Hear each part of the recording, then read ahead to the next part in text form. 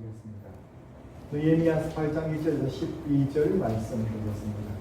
백성이 자기들의 성읍에 거주하였더니 일곱째 달에 이르러 모든 백성이 일제히 수문학 강당에 모여 학사 에스라에게 여호와께서 이스라엘에게 명령하신 모세의 율법책을 가져오기를 청하매 일곱째 달 초하루에 제사장 에스라가 율법책을 가지고 대중 곧 연가나 의자나 알아들을 만한 모든 사람 앞에 이르러 문학광장에서 새벽부터 저녁까지 남자나 여자나 알아들을 만한 모든 사람 앞에서 읽음에 뭇 백성이 그 율법책에 귀를 기울였는데 그때에 학사 에스라가 특별히 지은 나무 강단에 서서 그 길 끝에 승자는 마따디아와 스마야와 아나니아와 미아의 알기기야와 마세아요 그의 왼쪽에 선자는 보다와 미사엘과 말기야와 하순과 하스바다나와 스가랴와 모술람이라. 에스라가 모든 백성 위에 서서 그들 목전에 책을 펴니 책을 펼 때에 모든 백성이 일어서니라. 에스라가 위대하신 하나님 여호와를 성축하며 모든 백성이 손을 들고 아멘 아멘 하고 응답하고 몸을 굽혀 얼굴을 땅에 대고 여호와께 경배하니라. 예수아와 바니와 세레가와 야민과 악국과 사부대와 호디야와 마세야와 그리다와 아스라와 요사밭과 하민과 블라야와 예레일 사람들은 백성이 이 자리에 서 있는 동안 그들에게 율법을 깨닫게 되었느니 하나님의 율법책을 낭독하고 그 뜻을 해석하여 백성에게 그 낭독한 것을 다 깨닫게 하니 백성이 율법의 말씀을 듣고 다 듣는지라. 성도 느헤미야와 제사장 백성이 가르치는 레위 사람들이 모든 백성에게 이르기를 오늘은 너희 하나님 여호와의 성령이 슬퍼하지 말라 울지 말라 하고 느헤미야가 또 그들에게 이르기를 너희는 가서 살찐 것을 먹고 단 것을 마시되 준비하지 못한 자에게는 나누어 주라. 이날은 우리 주의 성일이니 근심하지 말라. 여호와를 위하여 기뻐하는 것이 너희의 힘이니라 하고 레위 사람들도 모든 백성을 참석하게 하여 이르기를 오늘은 성일이니 마땅히 조용하고 근심하지 말라 하니 모든 백성이 곧 가서 먹고 마시며 나누어 주고 크게 즐거워하니 이는 그들이 읽어 들려준 말을 밝히 알리라. 아멘. 아멘.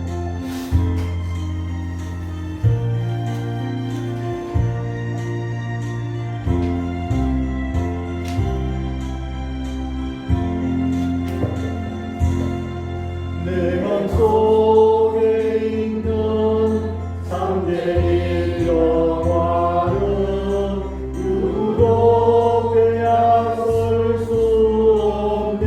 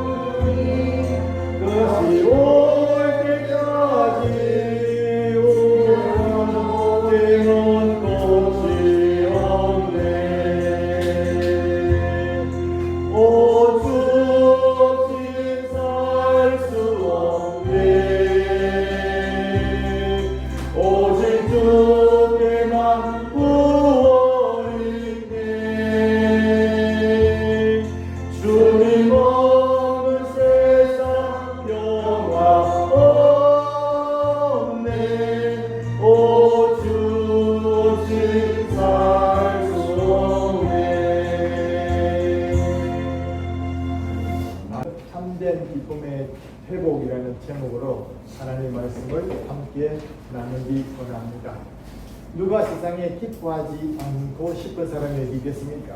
그런데 모든 세상이 참 기쁨이 없는 것이죠.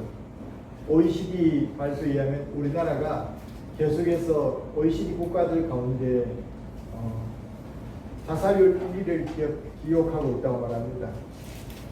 그리고 하루에도 많은 사람이 죽어가고 있는 것을 말해주고 있는데 하루에 약 32명이 하루에 자살을 한다고 말합니다.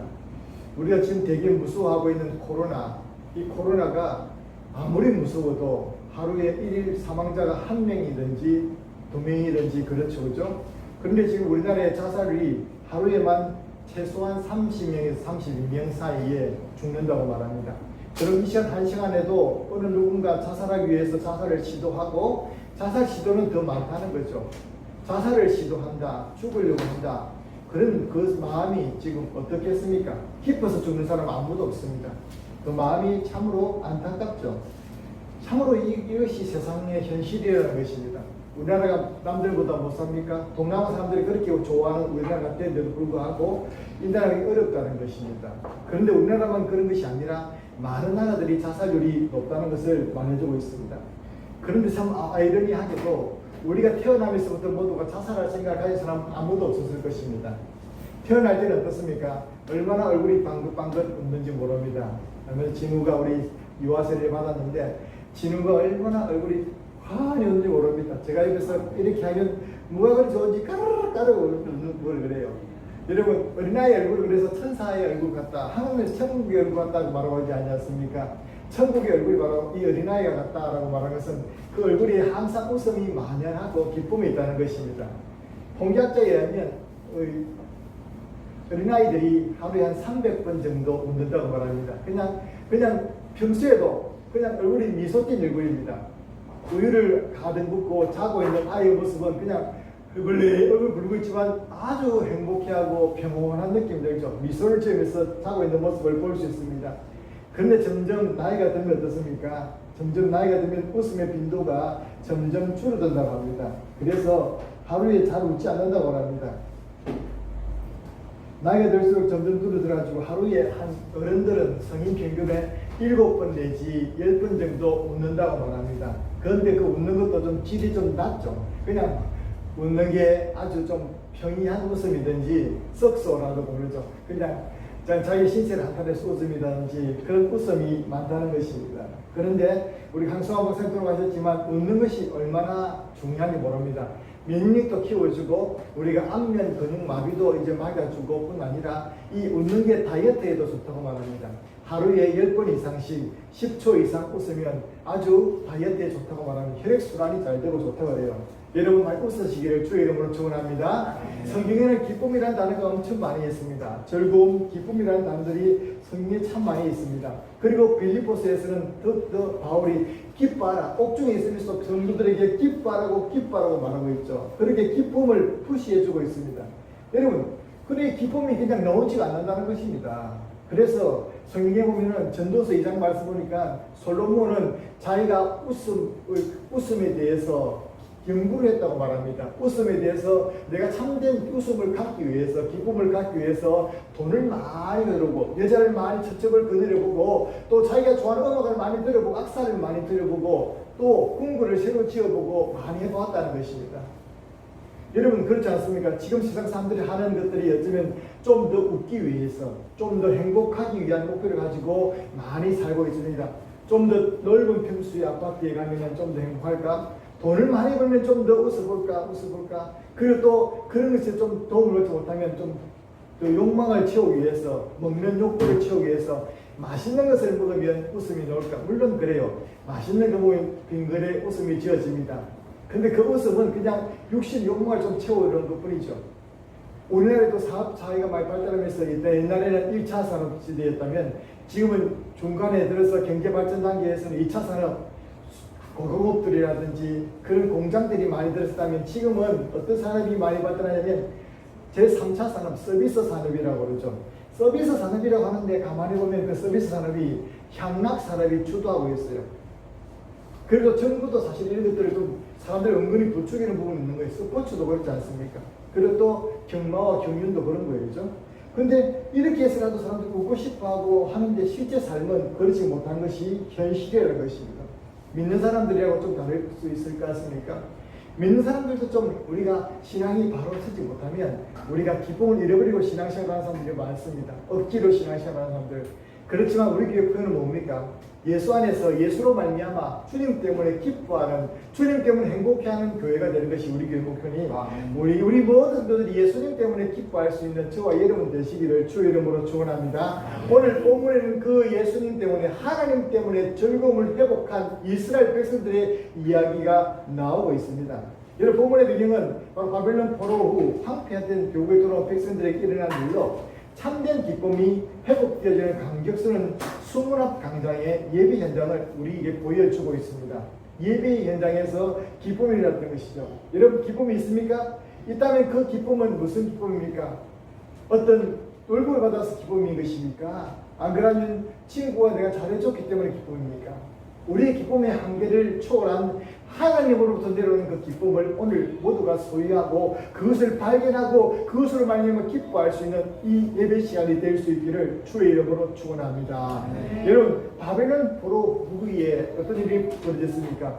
이스라엘 백성들이 포로로 끌려가게 된 이유가 뭡니까? 예루살렘 성전이 파괴되어지고 멸망한 이유가 뭡니까? 그것은 하나님께서 그 백성들이 우상을 숭배하고 하나님을 노엽게 한 것이죠.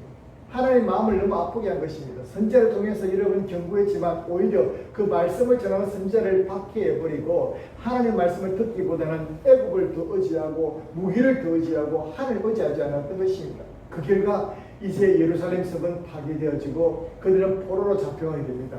1차, 2차, 3차 그들은 포로로 잡혀가게 되고 하나님께서 그 예레미야 선지자의 말씀대로 70년이 지나고 나면 그들이 다시 돌아오게 될 것이라는 말씀대로 그들이 정말로 놀랍게 돌아오게 됩니다. 바사왕 고레스 때에 페르시아 왕 고레스 왕이 즉위하던 그 원년에 그 정책이 변화돼가지고 그 정책을 바꿔가지고 이제 그들이 스룹바벨과 여호수아가 돌아오게 되는 것입니다. 할렐루야. 그리고 그들이 스룹바벨 성전을 예루살렘에 지었습니다. 예루살렘에 들어와서 백성들이 성전을 지었어요. 얼마나 놀라운 일입니까? 그들이 성전을 짓고 근데 오히려 울었다고 그랬습니다. 성경에 보니까. 왜냐하면 솔로몬의 성전의 그 아름다움을 아는 그 어른들은 그 스룹바벨이 지은 성전이 성전의 모양은 가지고 있지만 너무 규모 면에서나 너무나도 재질 면에서나 초라했기 때문에 울었다라고 말하고 있습니다. 그렇지만 성전 제사가 회복되기 시작했던 것입니다. 그리고 포로기한이 1차 포로기한이 지난 이후에 2차 포로 오랜 기간 지난 다음에 아닥사스다 왕 제7년에 이제 누구냐면 에스라가 이끄는 제사장 에스라가 이끄는 2차 성전 예루살렘 기한자들이 있었습니다. 그들이 멀리서 와서 그 에스라가 세상으로서 와서 와보니까 예루살렘에 와보니까 제사장들과 이제 레위인들이 없는 거예요. 제사를 드릴 만한 사람이 없습니다. 그래서 온 백성이 다시 불러 모았습니다. 그리고 포로 바벨론에 있는 사람들 가운데서 레위인들을 불러 모아서 돌아와서 제사 제도와 성전의 예배 제도를 준비하고 그리고 에스라가 가져온 율법책을 율법을 정비하게 되는 것이 2차 기한의 업적이었습니다. 오늘 본문의 배경이 된 것은 바로 3차 기한입니다.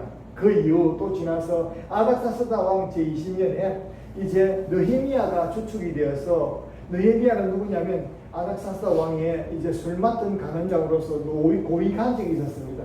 그런데 계속해서 고향 소식에 대해서 들어보니까 고향의 성벽이 완성되지 못해서 이민족의 침략을 받고 노략을 당하고 뺏기고 있다는 고생한다는 소리 듣고 성벽 재건을 위해서 돌아왔어요.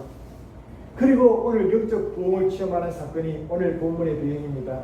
여러분 1차, 2차, 3차 배경으로 이 스룹바벨 들어왔을 때는 엄청난 거리입니다. 약 5,000km. 이 우리의 성인 걸음으로 해서 3개월 정도 걸려서 여기까지 돌아왔다는 것입니다.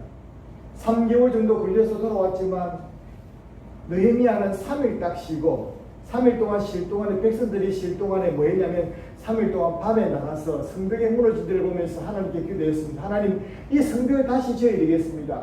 그리고 백성들에게 말합니다. 여러분들이요, 우리가 올 때 어떤 목표를 가졌습니까? 예루살렘 성벽을 재건하고자 하는 목표를 가졌지 않습니까? 성벽을 재건합시다. 하루 3일 딱 쉬고 그들에게 성벽 재건을 동의했습니다. 그리고 그 이후로 한 번도 쉬지 않고 바벨론에서 가져온 재산을 모두 다 팔고 그들이 몸을 바쳐서 51일 동안에 성벽을 완성하게 되었습니다. 할렐루야. 하나님의 은혜가 아닐 수 없었습니다. 50일 동안 성벽 완성하면서도 사마리아 성의 사람들, 산발랏 도비아들이 계속해서 침범하기 때문에 그들은 한쪽 손에는 칼을 들고 한쪽 손에는 건설하는 기구를 들고 이제 그들이 성벽을 완성했다고 말하고 있습니다. 그 긴장감이 얼마나 더했겠습니까? 그런데 이제 그 성벽이 다 완성이 되어버렸습니다. 이제 안심이지 않습니까? 그런데 그 이후에 오늘이라는 일이 제7일 첫째 하루에라고 말하고 있습니다. 그들이 완공되고 나서 이제 오늘 백성들이 어떻게 했냐면 오늘 보니까 수문학 강당의 백성들이 다 모였다고 했습니다. 7월 1일은 어떤 날이냐면 우리나라에서는 7일이 별 중요하지 않는데 7월 1일은 파키스탄, 네팔이라든지 서남아시아 쪽의 사람들, 특별히 이스라엘 그 근동 사람들은 바로 7월 1일이 첫째 날입니다. 새해 첫날입니다. 새해 첫날인데 그 새해 첫날에 모든 백성이 마치 약속이라도 한 것처럼 한 사람인 것처럼 수문학 강장으로 다 모였다는 것입니다. 수문이라는 것은 서쪽 문이 있는데 그 수문 앞에서 모든 사람들이 다 모였다고 하고 백성들이 다 모였는데 어느 정도에 모이냐면 그들이 하나님의 말씀을 알아들을 수 있는 사람들이 다 어린아이로부터 노인에게까지 모두 다 모여서 그들이 자발적으로 누구를 요청했냐면 학사 에스라에게 하나님의 말씀을 전해주기를, 하나님의 율법을 읽어주기를 청하고 있습니다. 오늘 이 같은 은혜가 있기를 주의 이름으로 축원합니다. 우리에게도 하나님의 말씀을 듣고 싶어하고 하나님의 말씀에 대한 그런 갈급함이 되겠죠. 그 수십 년 동안에 그들 포로 가운데서 어쩌면 그 가운데서는 하나님 율법에 대해서 전혀 모르는 사람도 있었을 것입니다. 그런데 그들이 돌아와서 하나님 율법을 요구하고 있습니다. 그 2차 포로기한 때 바로 에스라가 하나님 율법을 가져왔기 때문이죠. 에스라는 제사장, 대제사장의 가문이었고 대제사장이었습니다. 학사 겸 대제사장이었습니다. 어쩌면 이 학사 에스라가 없었으면 이런 부흥도 없었겠죠. 왜냐하면 그 오랜 기간 포로로 도망가면서 잡혀가면서 이 제사장 집안이었던 학사 에스라의 조상들이 무엇을 가져왔단 말입니까? 두루마리 생명책을 다 가져갔다는 거예요. 그들이 다 가져와서 그들이 보관했다가 또 돌아올 때 그것을 가져왔다는 것입니다. 안 그랬으면 다 파괴되고 예루살렘城이 무너졌을 텐데 그것을 보관했다는 것입니다. 그리고 2차 포로기한 때 그 율법책이 있다는 것을 말해 주었기 때문에 3차에 이제 느헤미야가 왔을 때 그들 성벽을 짓고 나서 에스라를 불러가지고 새 첫날부터 하나님의 말씀을 듣고자 했습니다. 오늘 본문에 보니까 아침 일찍부터 대충 성경학적으로 새벽 6시부터 정오에 이르기까지, 정오가 몇 시입니까? 12시까지. 여러분 몇 시간 동안? 무려 장장 6시간 동안 학사 에스라를 정해가지고 날이 새면서부터 시작해서 그들이 다 모였는데 어떤 사람입니까? 어린아이들과 노인이르기까지 알아들을 만한 모든 사람들이 다 모였다고 말합니다. 그럼 그 속에 엄청난 사람들이 다 모였겠죠. 예배란 무엇입니까? 바로 이런 것이죠. 그들이 다 모여서 하나님의 말씀을 들었습니다.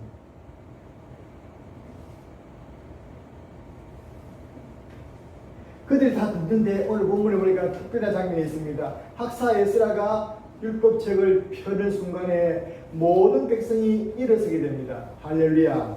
모든 백성이 하나님의 말씀을 펴자 그 하나님 말씀 앞에 모든 백성들이 일어서게 됩니다. 그 일어서는 모습 보고 학사라는 에스라는 말합니다. 살아계신 우리 하나님, 우리를 구원하시고 포로 가운데 있던 저희를 이곳에 돌려보내신 하나님, 우리 고통 가운데서 우리 기도를 들으시고 이 성벽을 완성하신 그 하나님, 그 하나님을 찬양합니다, 경배합니다라고 말할 때에 백성들은 어떻게 말했습니까? 아멘, 아멘 하면서 그 다음 어떻게 했습니까? 그들이 다 엎드려서 하나님께 경배. 오늘 백성들이 에스라가 하나님을 찬양할 때 아멘, 아멘 하면서 손을 들고 거기에 백성들이 하나님께 엎드려서 하나님 앞에 경배했다고 말하고 있습니다. 그리고 장장 6시간 동안 여러분 생각해 보십시오. 6시간 동안 계속되는 여러분 설교를 보았습니까? 만약에 6시간 동안 예배가 지속된다면 어떻게 될까요? 우리는 아마 바쁜 사람 다 집에 가고 남은 이상 별로 없었겠죠.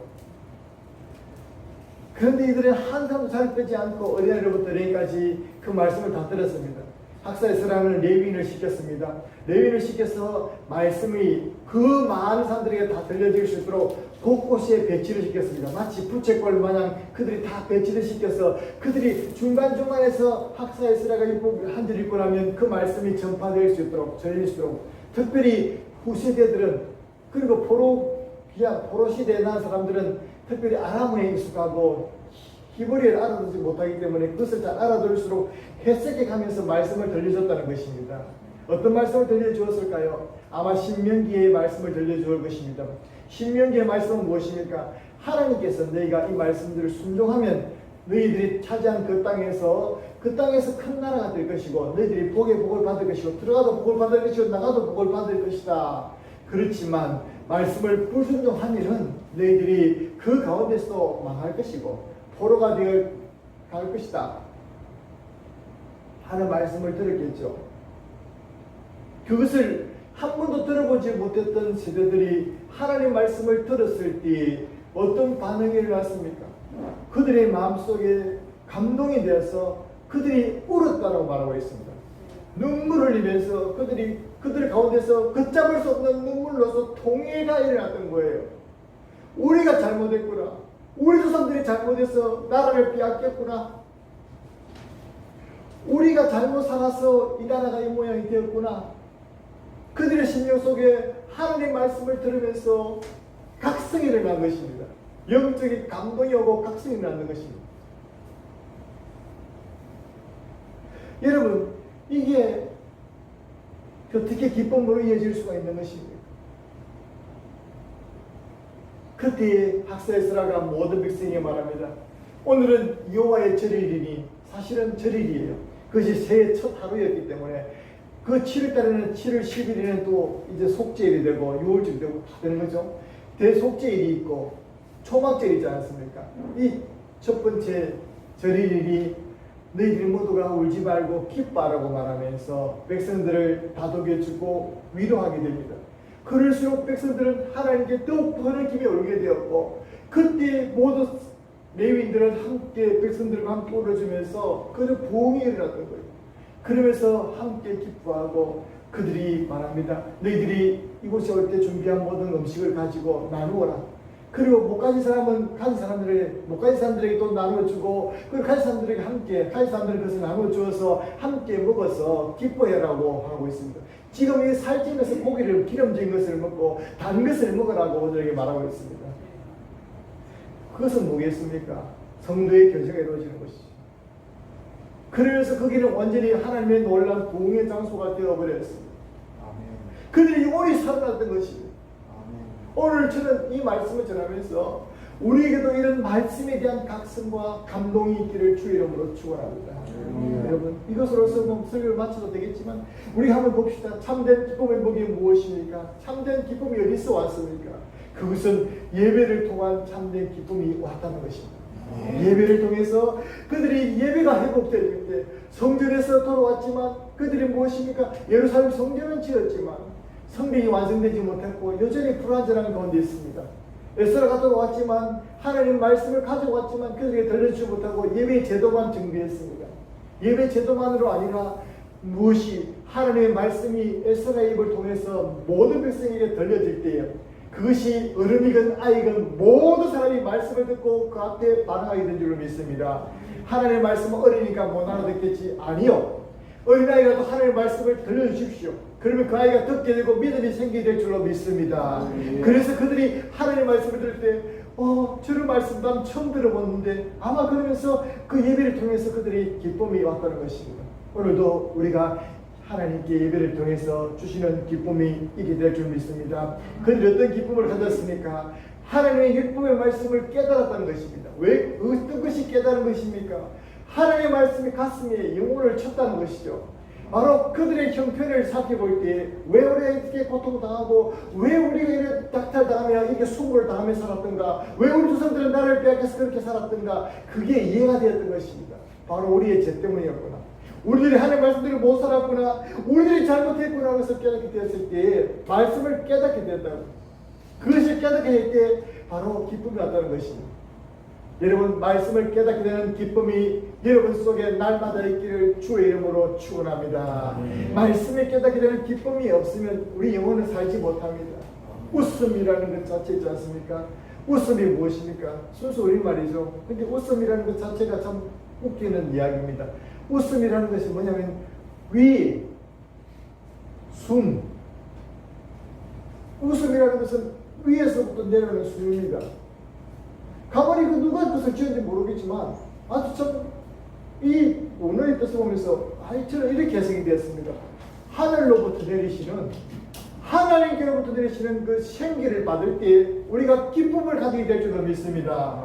그래요. 우리가 웃음이라는 게 뭡니까? 하나님께서부터 위로부터 내리시는 그런 말씀을 깨닫는 그 기쁨이, 영원히 살아가는 기쁨이 그때 있었던 것입니다. 그리고 그 기쁨은 무슨 기쁨이었습니까? 함께하며 그들이 하나님으로 말미암아 기뻐하는 것이었습니다. 그들이 모인 이유는 그냥 성전이 완성되고 새 첫날을 같이 하기 위해서 모였고 말씀을 듣기 위해 모였습니다. 그렇지만 그들이 그 예배 가운데서 말씀을 듣고 깨닫게 되고 기쁨을 누리게 되었을 때 그들이 서로를 보면서 서로를 안고 서로가 하나가 되어서 음식을 나누면서 이렇게 참다운 교제가 되었던 것입니다. 이 모습 보면서 우리는 어디를 생각하게 됩니까? 초대 예루살렘 교회가 회복되고 성령 안에 교회가 되었을 때 그들이 한 마음으로 한 곳에 모여서 한 마음으로 서로 사랑을 나누면서 떡을 떼며 교제했다고 말하지 않습니까? 그리고 집으로는 헤어져도 또 떡을 떼며 또 서로 교제했다고 말하지 않습니까? 말씀을 나누고 말씀이 들어야 될 때 그들에게 참으로 기쁨이 임하게 되었고 떡을 떼며 교제하게 될 때 거기에 부흥이 있었던 것입니다. 할렐루야. 거기에 참다운 기쁨이 임하였던 것입니다. 할렐루야. 여러분, 우리에게도 이런 기쁨이 샘솟듯한 우리 3.1교회가 될 수 있기를 바랍니다. 말씀에 대한 깨달음 때문에 나도 말씀대로 살아야 되겠구나. 우리가 지금 나라를 위해서 날마다 기도하고 안타까워할 때가 있습니다. 뉴스를 듣지 못하겠더라고요.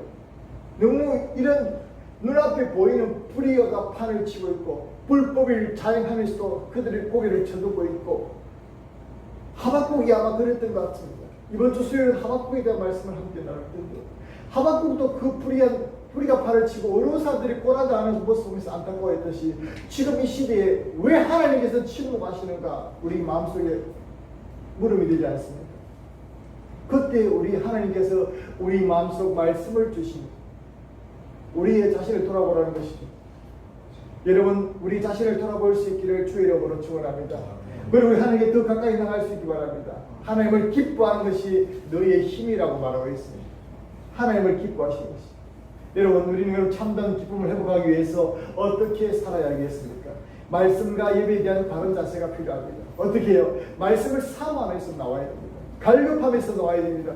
하나님께 대해 정중함이 있어야 됩니다.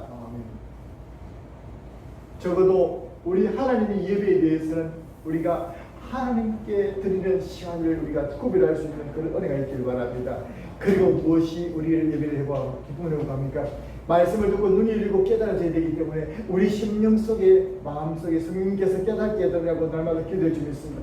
이것을 외적인 부분과 내적인 부분을 나눌 수 있습니다. 외적인 부분을 보시면 우리가 말씀을 실제로 읽지 않으면 말씀이 깨달아지지 않겠죠. 말씀을 가까이 해야 됩니다.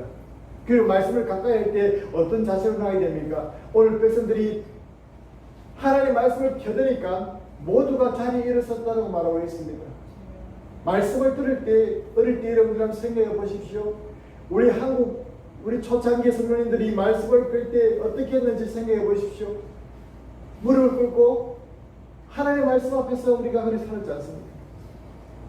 말씀의 외적인 자세와 내적인 부분들이 회복될 수 있기 바랍니다. 그럴 때 하나님께서 깨달으면 주어줄 줄로 믿습니다. 그리고 함께 나눔을 통해서 하나님과 받아야 주겠습니다. 저희 교회가 지금 코로나 때문에 서로 식사를 못하지만 그래도 각자가 서로 교통하면서 교제할 수 있기 바랍니다. 그리고 이 주일 예배 시간만큼은 서로가 서로 나누고 눈빛이라도 나눌 수 있기 바랍니다. 우리 서로 한번 바라봅시다. 자, 한번 봅시다. 눈빛으로 사랑합니다. 축복합니다. 오셨군요. 감사합니다. 여러분, 한 번도 눈빛 안 맞추고 서로 변명된다고 그냥 지나쳐버리면 얼마나 안타깝습니까?